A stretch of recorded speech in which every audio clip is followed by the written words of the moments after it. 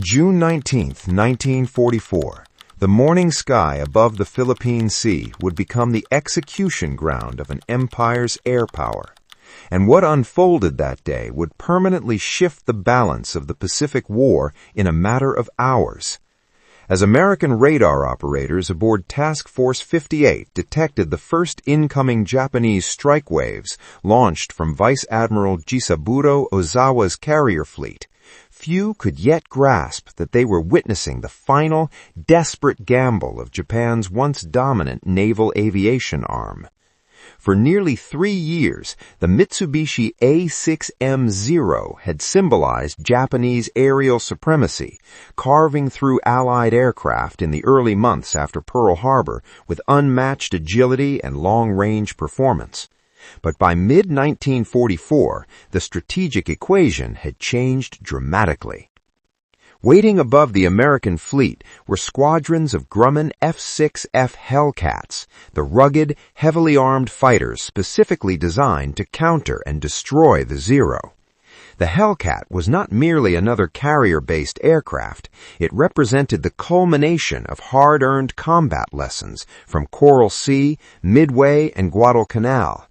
Powered by a 2,000-plus horsepower Pratt & Whitney R2800 double WASP engine, protected by armor plating and self-sealing fuel tanks, and armed with 6 50-caliber Browning machine guns, the F6F was built to survive punishment and deliver overwhelming firepower.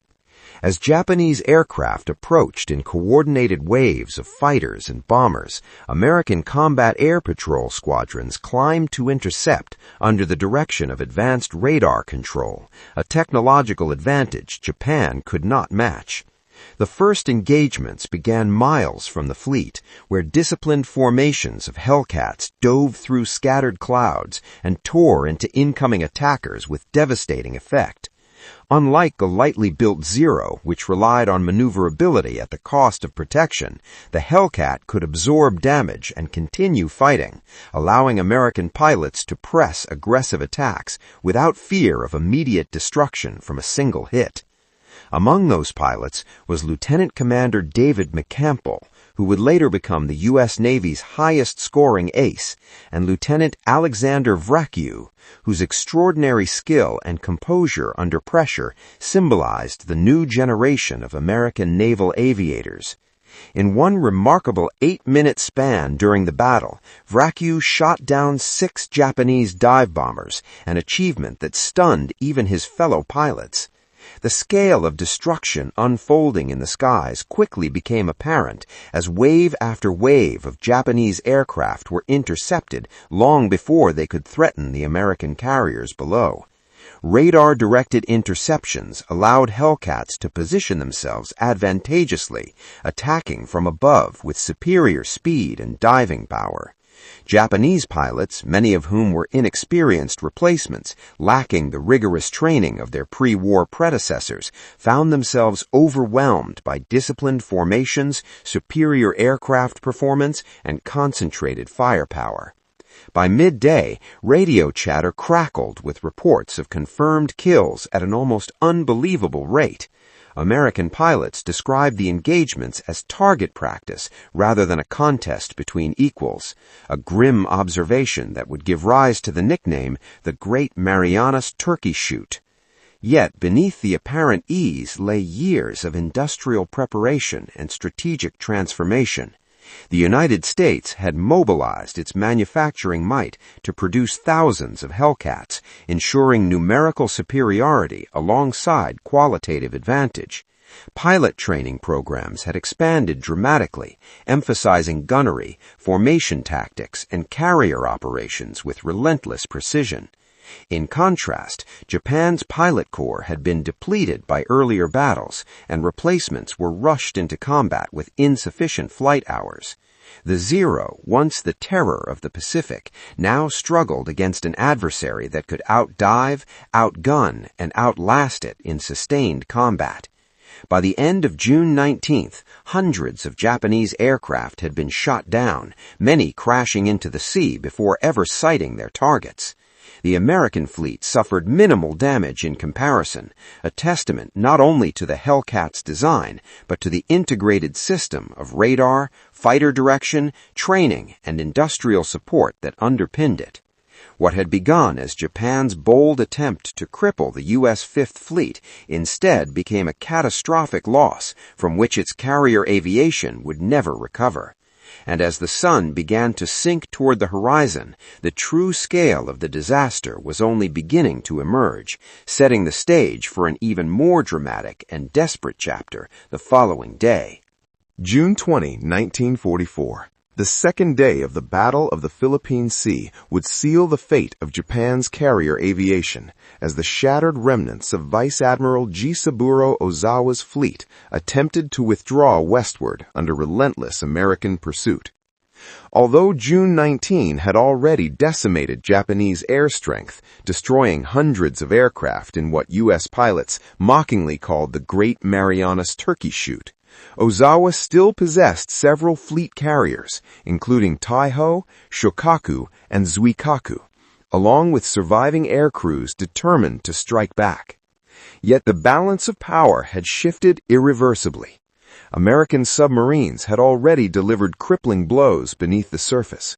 USS Albacore torpedoed the new carrier Taiho, and USS Kavala struck Shokaku, triggering catastrophic explosions that sent both carriers to the bottom.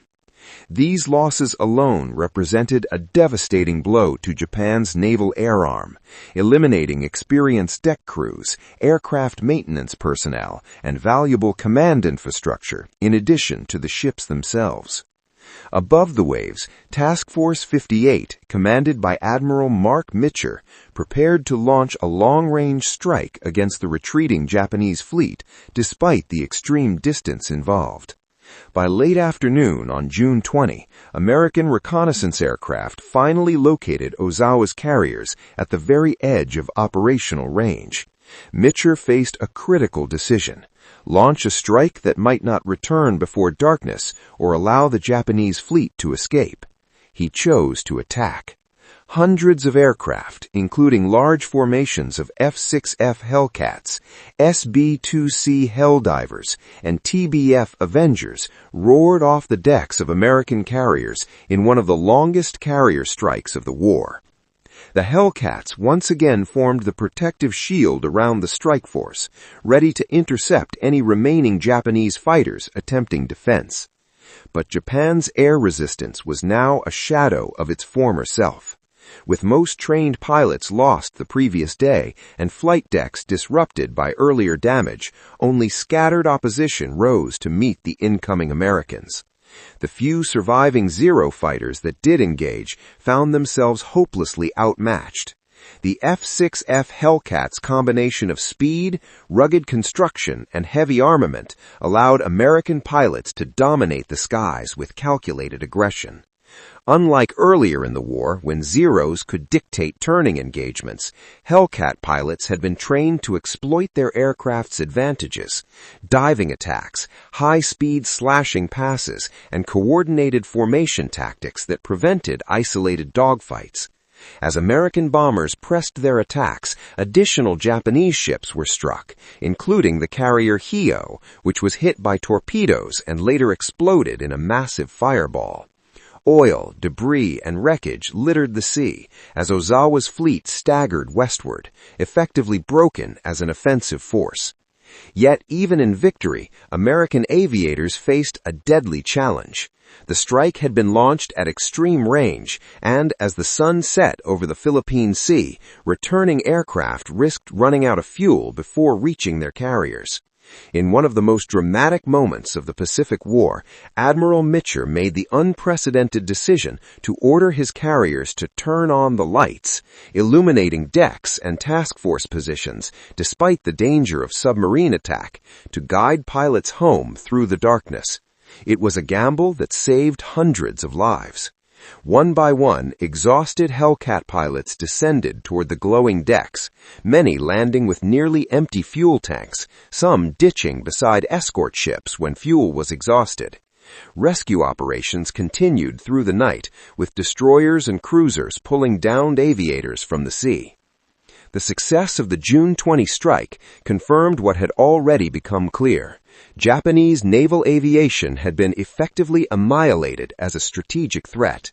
Over the course of the two-day battle, American forces shot down approximately 480 Japanese aircraft, while losing only a fraction of that number in air combat. The oft-cited 19-to-1 kill ratio was not mere propaganda, but reflected the combined advantages of superior aircraft design, radar-directed interception, disciplined tactics, and vastly improved pilot training. Central to this transformation was the F6F Hellcat itself. Designed in response to early war combat reports, it addressed every major weakness exposed in earlier American fighters. Its powerful engine provided superior climb and dive performance. Its armor and self-sealing tanks dramatically improved pilot survivability, and its 6.5 caliber machine guns delivered concentrated firepower capable of shredding lightly built enemy aircraft in seconds. Just as important was the industrial scale behind it. American factories produced Hellcats in enormous numbers, ensuring that losses could be rapidly replaced and that squadrons remained at full strength. By contrast, Japan struggled to replace both aircraft and trained aviators, and its industrial base could not match the relentless output of American manufacturing. By the end of June 20, 1944, the Imperial Japanese Navy had lost not only ships and planes, but the experienced corps of aviators that had carried it to early victories from Pearl Harbor to the Indian Ocean. The Great Marianas Turkey Shoot marked the end of Japan's ability to conduct large-scale carrier operations. From that point forward, Japanese carriers would serve largely as decoys or be rendered irrelevant by lack of trained air groups. For American naval aviation, however, the battle represented proof of maturity and dominance. The F6F Hellcat had not merely countered the Zero, it had crushed it, symbolizing the broader shift in the Pacific War from desperate defense to unstoppable American advance toward the Japanese home islands. In the aftermath of the Battle of the Philippine Sea, the legend of the F6F Hellcat was no longer a matter of speculation, but of statistical certainty, as combat reports, gun camera footage, and pilot testimonies confirmed the overwhelming dominance American naval aviation had achieved by mid-1944. The Hellcat's rise to supremacy, however, had begun long before the Great Marianas Turkey Shoot. Its story traced back to the difficult early months of the Pacific War, when American pilots flying the F4A Wildcat struggled against the agile Mitsubishi Zero in the skies over the Coral Sea and Guadalcanal. While the Wildcat proved rugged and capable in skilled hands, it was clear that a more powerful, better protected fighter was necessary to decisively counter Japan's primary carrier-based aircraft. Grumman Aircraft Engineering Corporation responded with urgency, studying combat data and pilot feedback to design a fighter that could outperform the Zero, not by mimicking its maneuverability, but by surpassing it in speed, climb, firepower, and survivability. The result was the F6F Hellcat, powered by the Pratt & Whitney R2800 double wasp engine, capable of generating over 2,000 horsepower. This engine gave the Hellcat a top speed exceeding 380 miles per hour and exceptional diving capability, allowing American pilots to dictate the terms of engagement. Unlike the lightly constructed Zero, which sacrificed armor and self-sealing fuel tanks to achieve long range and agility, the Hellcat incorporated heavy armor plating around the cockpit and engine, as well as reinforced construction that could absorb significant damage. This design philosophy meant that a Hellcat pilot could survive hits that would have instantly destroyed a Zero. By the time the Hellcat entered combat in 1943, it began rapidly altering the balance of power in the Pacific. Engagements over the Gilbert and Marshall Islands demonstrated that when flown with proper tactics, the Hellcat could dominate Japanese fighters. Pilots were trained to use energy tactics, diving attacks, high-speed slashing passes, and coordinated formations, rather than engaging in turning dogfights, where the Zero still held an advantage. This shift in doctrine was critical. American aviators were taught discipline and teamwork, ensuring that no pilot fought alone if it could be avoided. Radar control from carrier task forces further amplified this advantage, allowing Hellcats to intercept enemy formations before they could organize attacks. The industrial dimension of the Hellcat's success was equally decisive. Between 1943 and 1945, more than 12,000 Hellcats were produced, an output unmatched by Japan's strained manufacturing capacity. This massive production ensured that American carrier groups were consistently equipped with modern fighters and that losses could be replaced without crippling operational readiness. Meanwhile, Japan struggled to replace both aircraft and experienced pilots, particularly after the devastating losses at Midway and subsequent attritional battles in the Solomons. Training programs in Japan were shortened to rush replacements into service, producing pilots who lacked the rigorous preparation of earlier pre-war aviators. By 1944, many Japanese carrier airmen had only a fraction of the flight hours their American counterparts accumulated during expanded U.S. Navy training programs.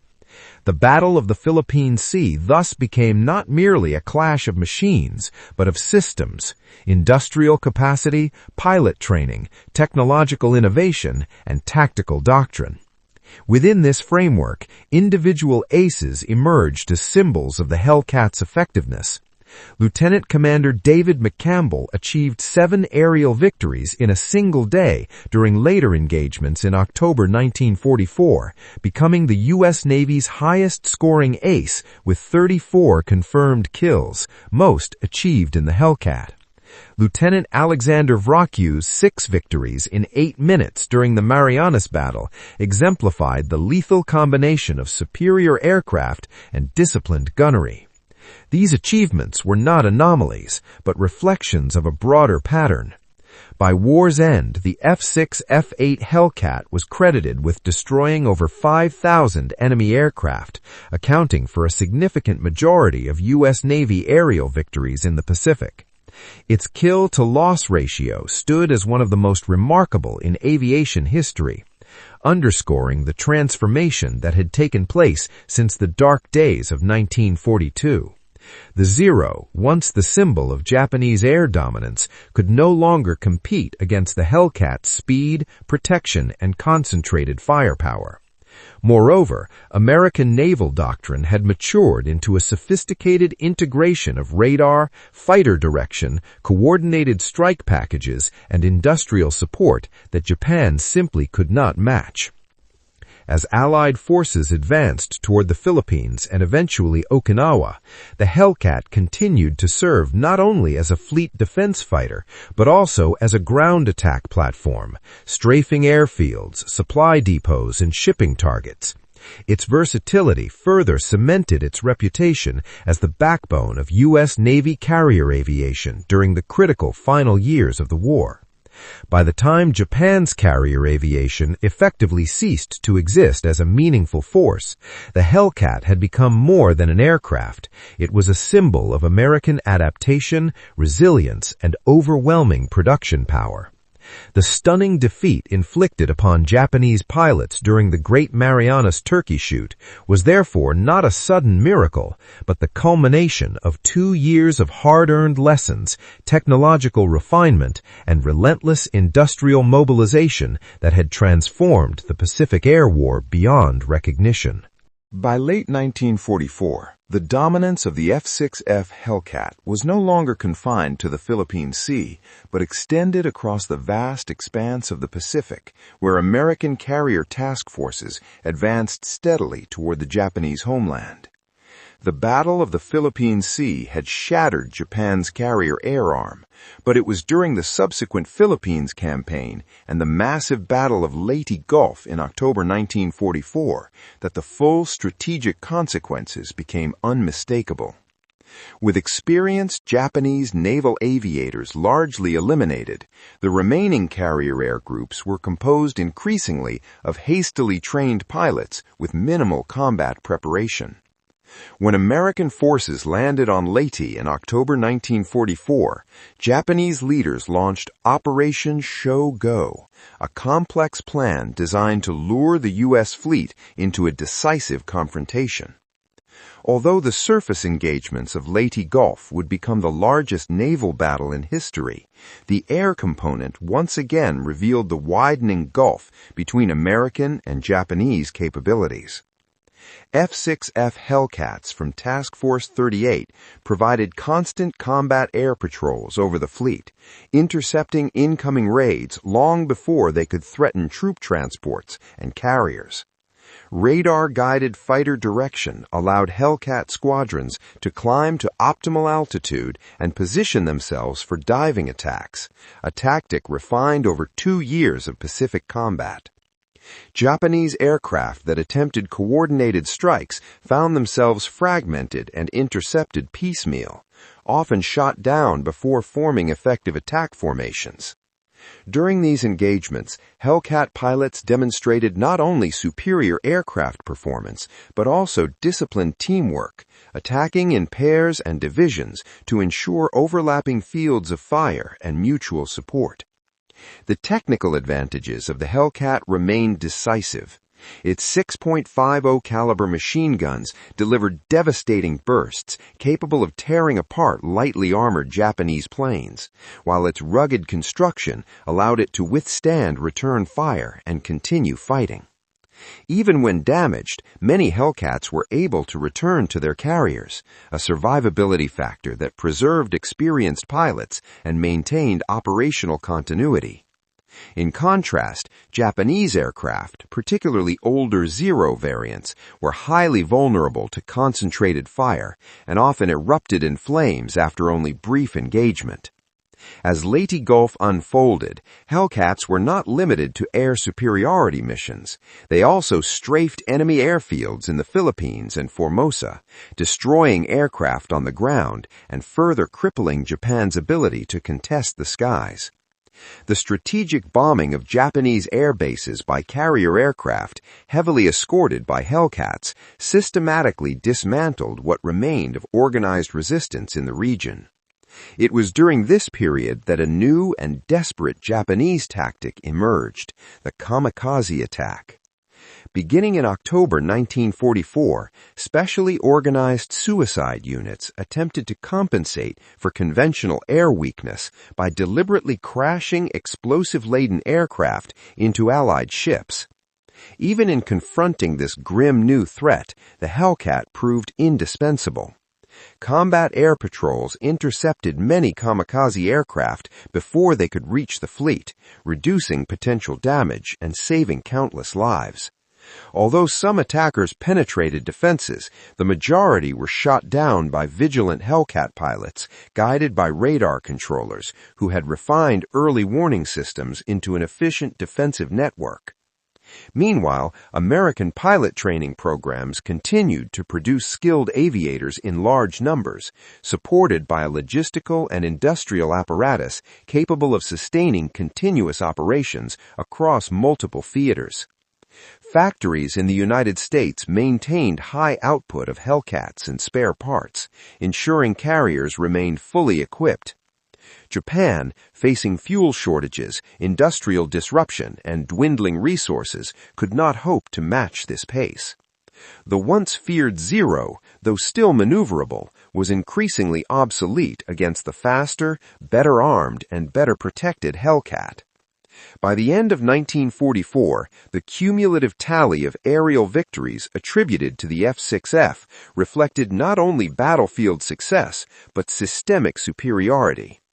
American carrier groups operated with near impunity, projecting air power deep into enemy territory while suffering comparatively light losses.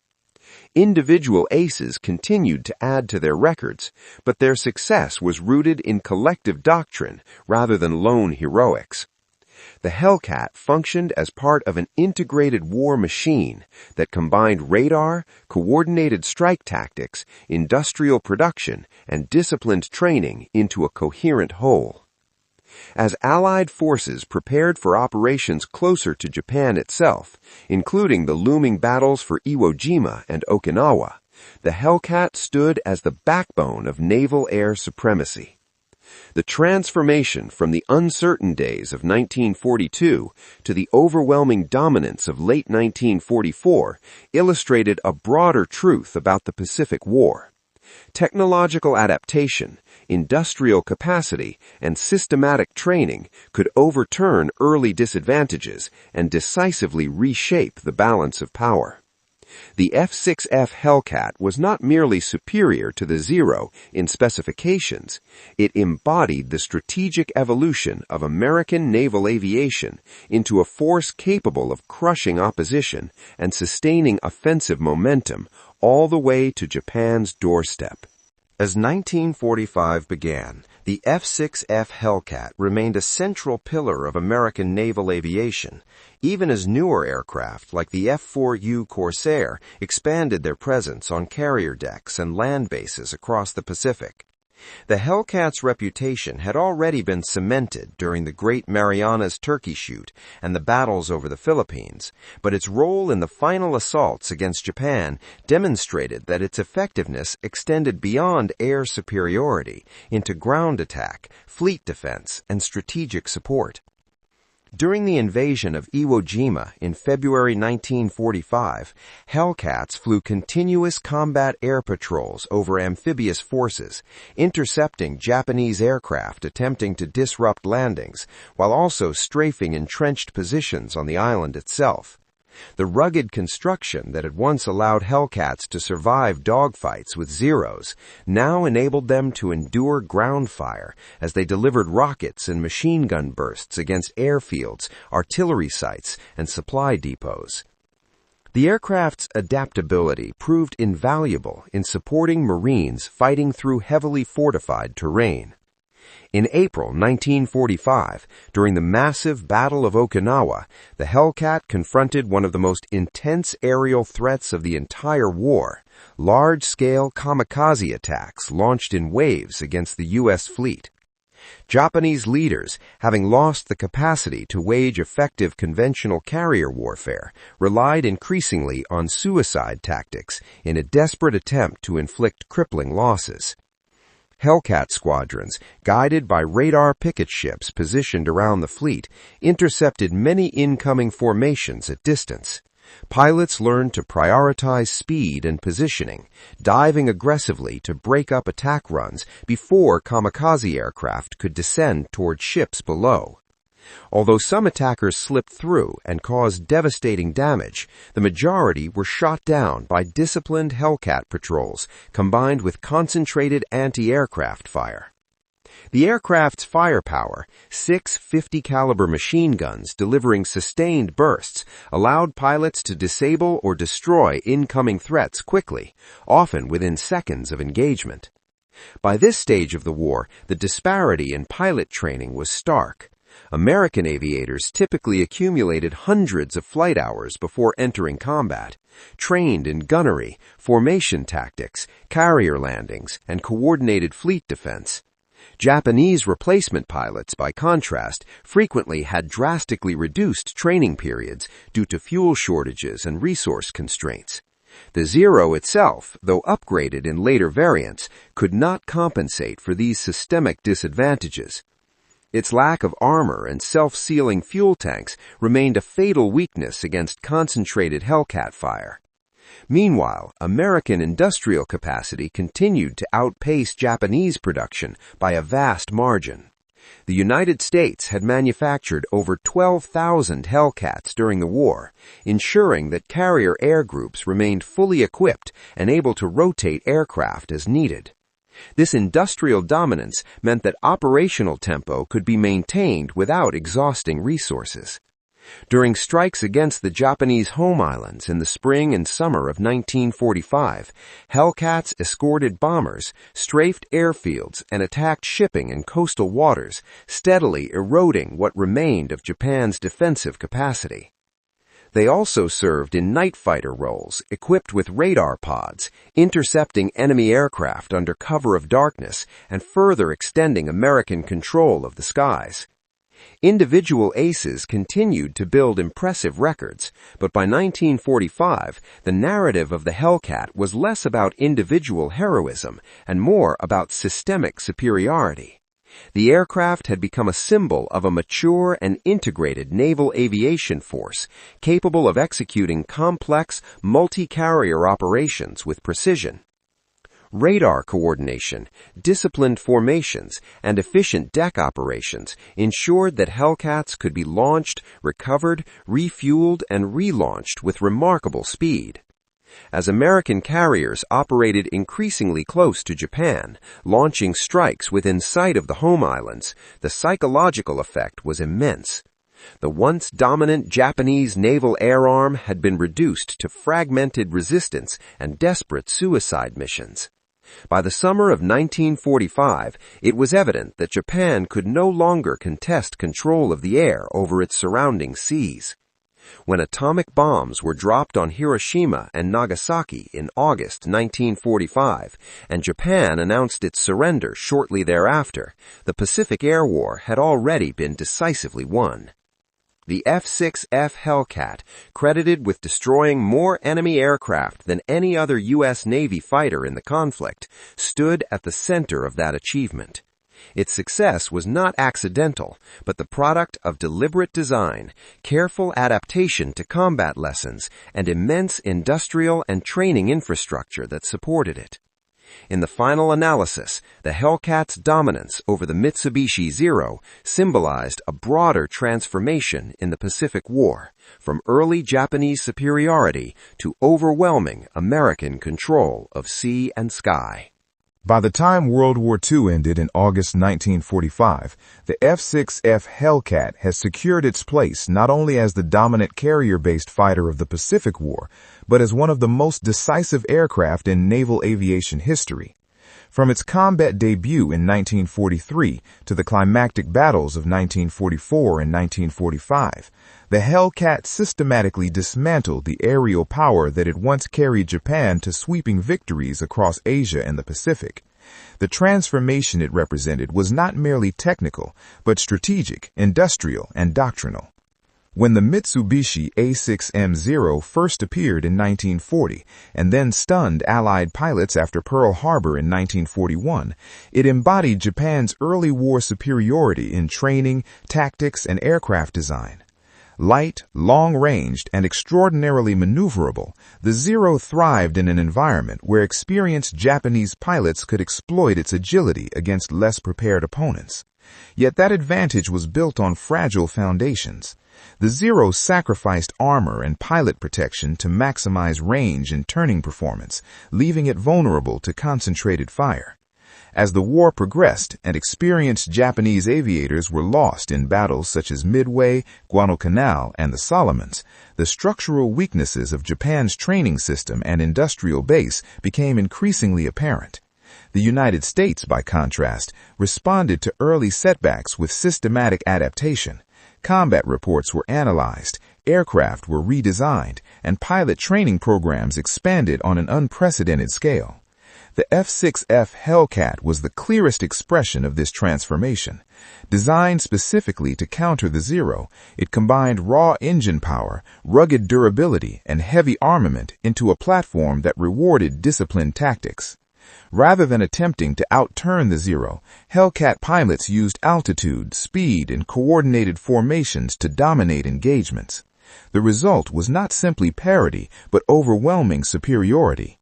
During the Great Marianas Turkey Shoot in June 1944, this superiority was demonstrated with brutal clarity. Japanese carrier aviation, already weakened by previous losses, was effectively annihilated as American Hellcats, guided by radar and supported by coordinated fleet defense, shot down hundreds of aircraft at minimal cost. The often cited 19-to-1 kill ratio reflected more than aircraft performance. It revealed the culmination of 2 years of industrial mobilization, improved doctrine, and rigorous pilot training. The destruction of carriers such as Taiho, Shokaku, and Hio further ensured that Japan would never again mount a large-scale carrier offensive. In subsequent operations over the Philippines, Iwo Jima, Okinawa, and even the Japanese home islands, the Hellcat continued to serve as the backbone of U.S. Navy air power. It intercepted conventional raids, countered kamikaze attacks, escorted bombers, strafed airfields, and supported amphibious landings. By war's end, Hellcats were credited with destroying over 5,000 enemy aircraft, accounting for the majority of U.S. Navy aerial victories in the Pacific. Aces such as David McCampbell and Alexander Vracko became celebrated figures, yet their achievements were inseparable from the broader system that sustained them. Carrier task forces operating with precision, radar-guided interception, logistical networks supplying fuel and spare parts, and factories producing aircraft in numbers Japan could not hope to match. When Japan surrendered in August 1945, its once formidable carrier air arm had ceased to exist as a meaningful force. The Zero, once feared across the Pacific, had been decisively outclassed. The Hellcat story therefore symbolizes more than a technological contest between two aircraft. It represents the turning of the tide in the Pacific War. It illustrates how adaptation, industrial strength, and disciplined training can overturn early defeat and establish lasting dominance. In the years after the war, the Hellcat would gradually be retired from frontline service, overshadowed by jet-powered fighters that ushered in a new era of aviation. Yet its legacy endured. Naval strategists studied the lessons of its development and deployment, recognizing that effective aircraft design must integrate performance, survivability, and tactical doctrine. Historians examining the Pacific War consistently identify the F6F Hellcat as a decisive factor in securing American air superiority at sea. For Japanese pilots who faced it in combat, the Hellcat was a stark reminder that the balance of power had shifted irreversibly. For American aviators, it was a trusted and formidable machine that carried them through some of the fiercest aerial battles in history. The skies over the Philippine Sea in June 1944 marked the moment when that shift became undeniable. From that point forward, the outcome of the Pacific Air War was no longer in doubt. The F6F Hellcat had not merely matched the Zero, it had crushed it, ending Japan's carrier aviation and helping to bring the Pacific War to its decisive